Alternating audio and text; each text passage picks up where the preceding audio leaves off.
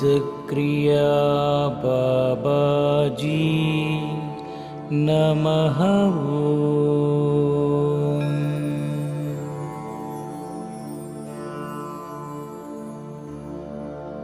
ओम सिद्धक्रिया बाबाजी नमः।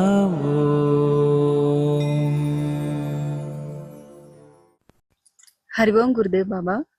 బాబా మీరు ఎప్పుడు చెబుతుంటారు కదా, ఈ సృష్టి గురించి భగవంతుడి లీలల గురించి చెబుతుంటారు. దీనిలో ఒక సందేహం బాబా, అసలు మనిషి భగవంతుడిని ఏ దృష్టితో చూడాలి బాబా?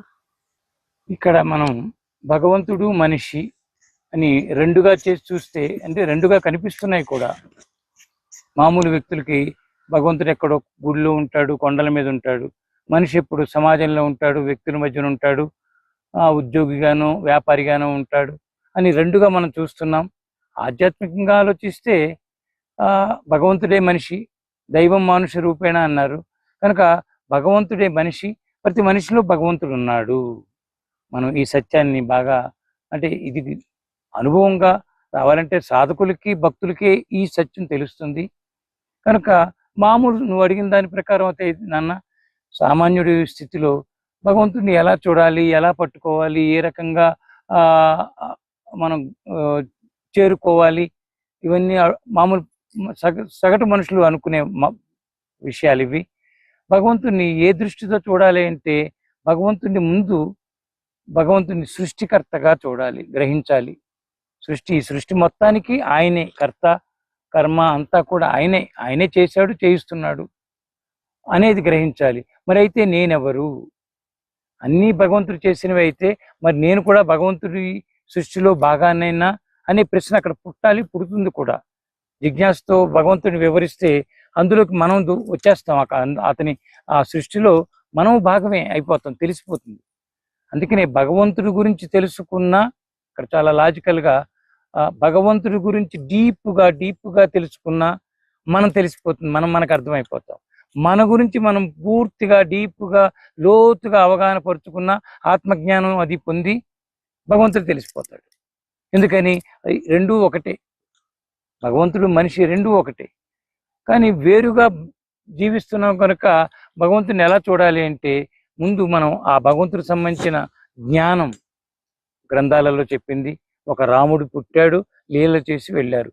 కృష్ణుడు పుట్టాడు, భగవంతుడు రాముడుగా కృష్ణుడిగా లీలలు చేశాడు, ఆ కార్యాలు చేశాడు. కొంతమందిని ఉద్ధరించాడు, కొంతమందిని శిక్షించాడు, తప్పు చేసిన వాళ్ళని. భక్తులుగా ఉన్న వాళ్ళకి ఆయన చక్కగా వాళ్ళకి ఆనందాన్ని, సంతృప్తిని ఇచ్చాడు అని మనం చెప్తూ ఉన్నాం, చదువుతాం పురాణాలలో. కనుక ఆయన అవతరిస్తాడు అనేది మనం ముందు నమ్మాలి. ప్రతి వృక్షం భగవంతుడే, ప్రతి వస్తువు, ప్రతి ప్రాణి కూడా భగవంతుడే అనేది అందరికీ తెలుసు, చెప్పడానికైతే చెబుతారు. అది అనుభవానికి దగ్గరగా తన అనుభవ సత్యంగా గ్రహించితే ఇంకక్కడ భగవంతుడిని అంతటా చూస్తాడు, అన్నింటిలో చూస్తాడు.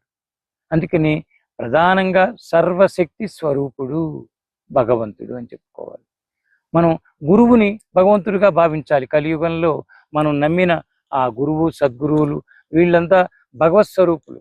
గురువు అంటే స్థితి కనుక భగవంతుడి యొక్క శక్తి స్వరూపం గురువులో ఉంటుంది, గురువుగా ఉన్న వ్యక్తిలో ఉంటుంది. అందుకనే మనం సకల దేవతా స్వరూపం, సకల గురు స్వరూపం, సకల యోగుల స్వరూపం, యోగ స్వరూపం అని అలాగ మొత్తం టోటాలిటీని ఒక వ్యక్తి మీద మనం ఆపాదించుకుని ఈ గురు పరంపర నడుస్తుంది. ఎవరినైతే మనం గురువుగా మనం ఆశ్రయిస్తున్నామో వారిలో మొత్తాన్ని చూసుకోవాలి. ఆ మొత్తం అంటే ఏముంది, అది ఒక్కటే ఉంది. మొత్తం అని ఆలోచిస్తే ఒకటే ఉంది, ఆ ఒక్కటే భగవంతుడు. కనుక భగవంతుడిని అంతటా చూడాలి, అంతటిలోనూ భగవంతుడిని చూడాలి. ఈ రెండింటిని మనం చూస్తూ ఆ ఏకత్వంలోకి ఎప్పుడైతే వచ్చామో, నేను భగవంతుడి నుంచి వచ్చాను, నాలో భగవంతుడు ఉన్నాడు, భగవంతుడు నేనుగా కూడా జీవిస్తున్నాడు అని మనిషి గుర్తించగలుగుతాడు. అప్పుడు ఇంకేమవుతుంది, నేను మనిషిని, ప్రతి ప్రాణి భగవంతుడు అయినప్పుడు, నేను అయినప్పుడు నాతో ఉన్న వాళ్ళందరూ భగవత్ స్వరూపులే అని ఇంకొకరిని గౌరవించటం, చక్కగా రెస్పెక్ట్ ఇవ్వటం, వాళ్ళు ఏ స్థితిలో ఉన్నా వాళ్ళ కర్మల కారణంగా వాళ్ళని ఆ పైనే చూడకుండా ఆ మూల స్థితితోటి ఇతర వ్యక్తులను ఇతర ప్రాణులను చూడగలుగుతాం అప్పుడు. అలాంటి సమదర్శనం అది బాగా మనకి అప్పుడు వస్తుంది. భగవంతుడు అంతటా ఉన్నాడు, అన్నింట్లోనూ ఉన్నాడని తెలుసుకుంటే అప్పుడు ఇంకా ఇన్నిన్ని రూపాలు, నామాలు, పూజలు, విగ్రహాలు అక్కర్లేదు. శక్తిపరంగా దర్శించేటప్పుడు ప్రతీదీ భగవంతుడు అయిపోతుంది. ఈ పువ్వును చూస్తున్నప్పుడు అక్కడ అక్కడ కనిపించేస్తుంది. ఆ పసుపుదనంలో ఒక భగవత్ శక్తి కనిపించేస్తుంది. రంగులు, రూపంలో, రసం, వాసనలు అన్నింట్లోనూ మనం ఆ భగవత్ శక్తిని గ్రహించగలుగుతాడు. సాధకులకు ఉన్న స్థితి అదే. నిజమైన సాధకులు ఇంకా వాళ్ళు దేనిని వేరు చేయరు. కష్టంలో కూడా భగవంతుడే అంటాడు.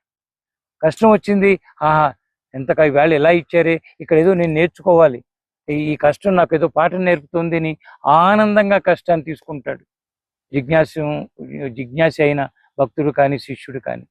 అలాగే మనం భగవంతుడిని సర్వత్రా చూడాలి, అన్నింట్లోనూ భగవంతుడిని చూడాలి. హరి ఓం గురుదేవ.